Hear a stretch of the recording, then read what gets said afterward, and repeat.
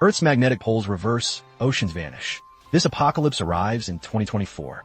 A family vacation turns surreal when they awake. To find oceans gone, the world transformed. Survival or death awaits them. Mother, you've been there. The family enjoys their yacht vacation at sea. Sunlit waves creating a dreamlike serenity. Father Tom teaches fishing aboard. Daughter sunbathing on deck. Unnoticed, Julia struggles in the water. Today, Tom's husband instinct spots the crisis. He orders the kids to secure the yacht, then dives like a torpedo, reaching his drowning wife just in time. They haul Julia aboard together.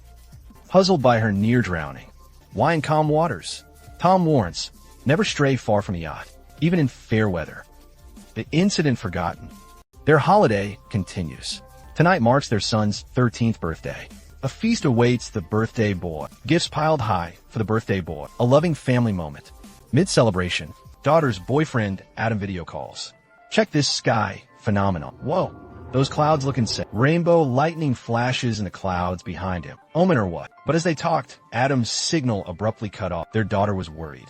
The weather there was extremely abnormal. She felt certain something bad would happen. Father went outside the cabin to check the sky here. But unexpectedly, he witnessed a rare oceanic spectacle. Countless whales were all floating on the sea surface. They sprayed water and wagged their tails, like giant ocean ghosts wandering around the yacht. This sight defied natural laws, but Tom explained. It could have been disturbed by geomagnetic interference or affected by a storm. The pod of whales had gotten lost. After all, when whales get lost, they sometimes end up stranded on land. Suddenly, the yacht began shaking violently. Unsure if a whale had struck it, Tom decided to dive in and investigate. Soon, Tom surfaced, wounded and bleeding profusely. Fortunately, Julia was a doctor and could tend to Tom's wounds on the spot. She sutured and bandaged him. Tom's dive wasn't for nothing. He saw the hull was damaged. The engine wrecked, and the yacht couldn't move. They had to stay put and wait for rescue boats to arrive. But when the couple called for help, they found the radio was acting strangely. Either no one answered, or the responders spoke in an unintelligible language. Strange noises came through the walkie-talkie, making Tom and Julia anxious. Fortunately, they were on a shipping route with 100 liters of water and 4 days' worth of food. Ships should pass by within 4 days, so they decided to wait. Just then, a strange sound suddenly came from outside the yacht. The family came out to investigate and witnessed an incredible sight. One after another, giant fireballs fell from the sky into the sea. Terrified, Tom hurried to steer the yacht. We must leave this area, even if it blows the engine, without hesitation. Suddenly, a massive fireball crashed down, right where their yacht had been moored. As they got closer, they realized what crashed down wasn't a meteorite, but a satellite. Just then, thick smoke billowed from the yacht's engine room. The engine has blown completely. The yacht can't be restarted. Winds held across the sea. Tom urged his family below deck. Nobody noticed. The compass spinning wildly like a top, signaling the Earth's magnetic field shifting. Fierce winds whipped the sea. Waves churned violently. The yacht tossed like a leaf, threatening to capsize. They donned life vests, bracing for the storm's end, or their demise. Violent rocking made the daughter sick. Projectile vomiting, while Julia's nosebleed wouldn't stop. Tom desperately radioed for help, but got no response. His tinnitus worsened, muffling outside sounds. He couldn't make out anything. They endured that terrifying night in dread. At dawn, the exhausted family woke to a world transformed beyond recognition. Where ocean once stretched, now lay barren land. With gasping fish, proof this was once sea. The daughter circled holding her phone, but found no signal. Tom stared at the compass in disbelief. The compass needle spins wildly. It's the magnetic field fluctuations. This happened before 700,000 years ago. This magnetic reversal occurred millennia ago. The entire planet had endured an apocalyptic catastrophe. Little did we expect this disaster would recur, making us all protagonists in this unfolding tragedy. To locate other survivors, the sun launched hydrogen balloons skyward, hoping any living souls might spot them and rally here. Tom persistently broadcasted distress calls via radio, until finally receiving a response from the Shanghai Man. Speaking from a distant submarine, the Shanghai Man explained, "Current data indicates this polar reversal is temporary. The magnetic field will soon flip again, restoring the vanished oceans." Surveying his battered yacht, Tom knew they couldn't withstand the tsunami-like impact of returning waters. When Tom pleaded for rescue, the Shanghai Man replied, "This Chinese research sub has nuclear capacity for 3. With my crewmate gone, 2 births remain. Tom implored him to save his children. After a long pause, the Shanghai man transmitted coordinates. The journey would take 23 days through treacherous terrain, a grueling trek with no alternative. The family began packing provisions. Suddenly, a homeless man, brandishing a machete, approached with his dog. Tom cautiously investigated. Offering water, Tom watched the man gulp it like liquid gold. Without warning, the vagrant sucker punched Tom. Harsh grunt, determined to finish him off. He drove the blade into Tom's neck. Tom perished by that knife, a gut-wrenching tragedy born of compassion. Julia came out to investigate the situation and sensed danger. She raced back to protect her children. The vagrant threw a knife at Julia, slicing her shoulder. Gritting through pain, Julia crawled back to the yacht and secured the doors and windows, then hid her children under the yacht's seats. She grabbed a knife and quietly hid in the bathroom. Soon, the vagrant boarded the yacht. He slammed open the door into the cluttered cabin. The children held their breath in terror as they watched him devour their food. While eating, he heard strange noises in the cabin. He searched room by room until reaching the bathroom, only to find it empty. Julia had already escaped through a large hole in the hull and was hiding beneath the boat. Fortunately, the vagrant didn't pursue, giving Julia a temporary reprieve. But the vagrant's dog lunged at her, knocking her down. Julia quickly stabbed the dog. Hearing its whimpers, the vagrant rushed out to find it bleeding out. Distraught, he didn't notice Julia climbing back aboard. The vagrant dragged Julia by her leg as she struggled wildly, but she was no match for his strength. She reached for her dagger to fight back, until he stomped on her hand, disarming her. The vagrant choked Julia until she was nearly unconscious, completely powerless to resist.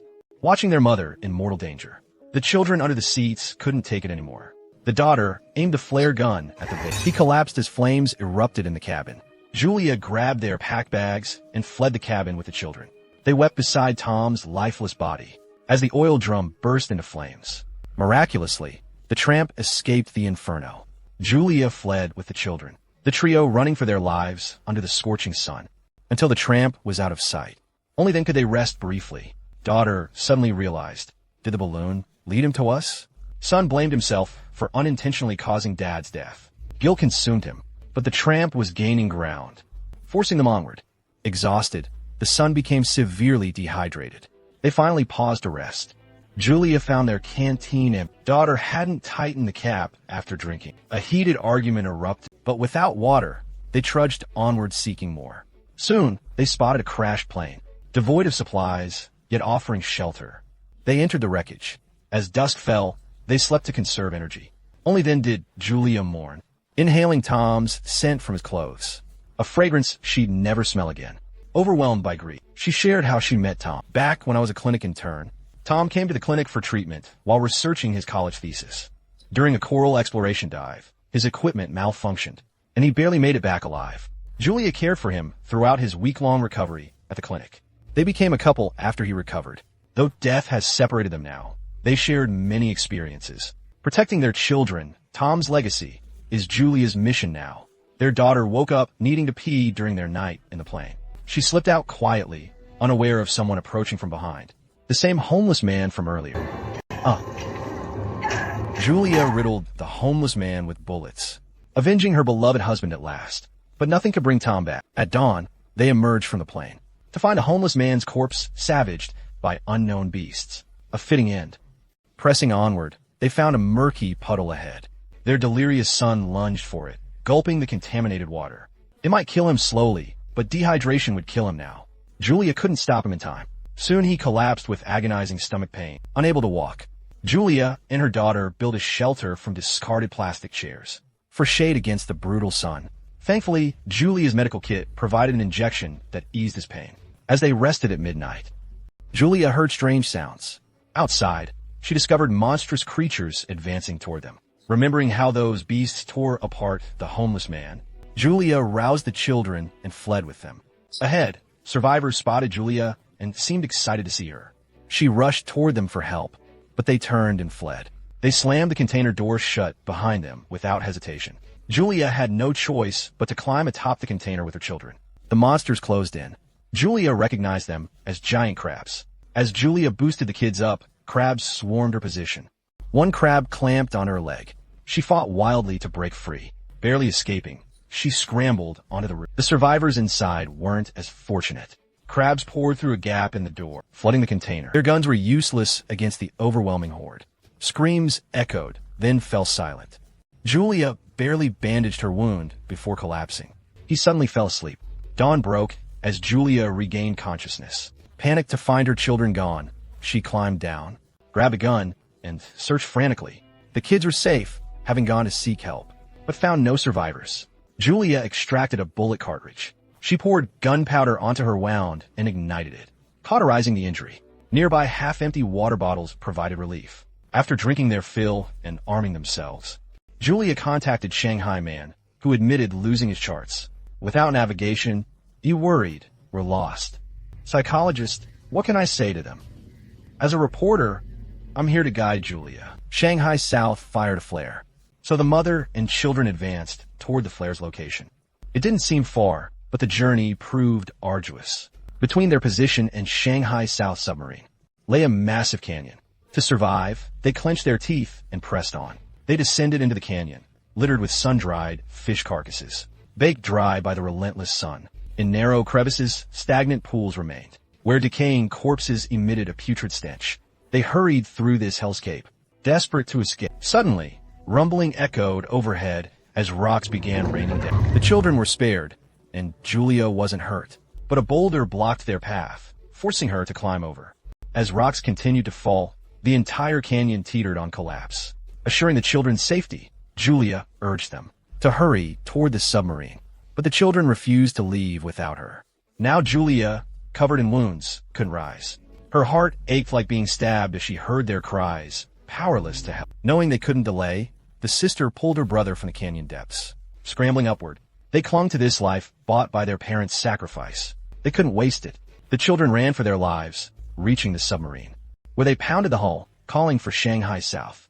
But Shanghai is covered in wounds, clearly. Attacked by those monsters. Everyone, into the sub, he shouts. The ocean's returning soon. Time's running out, but my sister doesn't stop. She hands my brother to Shanghai and dashes back for Mom. Giant crabs swarm the canyon floor now. Julia fires her last gun at them, fighting for survival. Bullets deplete, but crabs keep coming. Wave after wave, growing larger, when suddenly, my sister crawls through, grabbing Mom's hand, to drag her from the nightmare canyon. Mom scrambles over. The fallen rocks barely hold back the monster crabs. Mother and daughter escape the canyon's horrors, reaching the sub at last. Shanghai's fading fast. A crab's pincer snatches him, making him crab feast. Julia's family buys time with Bullet, scrambling inside and sealing the hatch. Through the porthole, they watch crabs swarm. Layer upon layer, inlet. A towering tsunami approaches. The ocean that vanished now returns. Seats. Seatbelts. Julia orders, recalling Shanghai's warning. His crewmate died unbelted. They clasp hands, bracing for the sea, awaiting Doomsday's final judgment. Water engulfs the sub. A colossal force wrenches it from the seabed. Spinning violently in the water, the three inside felt the world whirl around them. Waves of dizziness overwhelmed them. Memories flooded their minds, some terrifying, others cherished. As consciousness faded, the disorientation ceased when they awoke. Miraculously alive, they emerged from the submarine to find the world transformed once more. Washed ashore now, they faced ruins where a thriving city once stood, a desolate wasteland of utter devastation. Yet their family survived.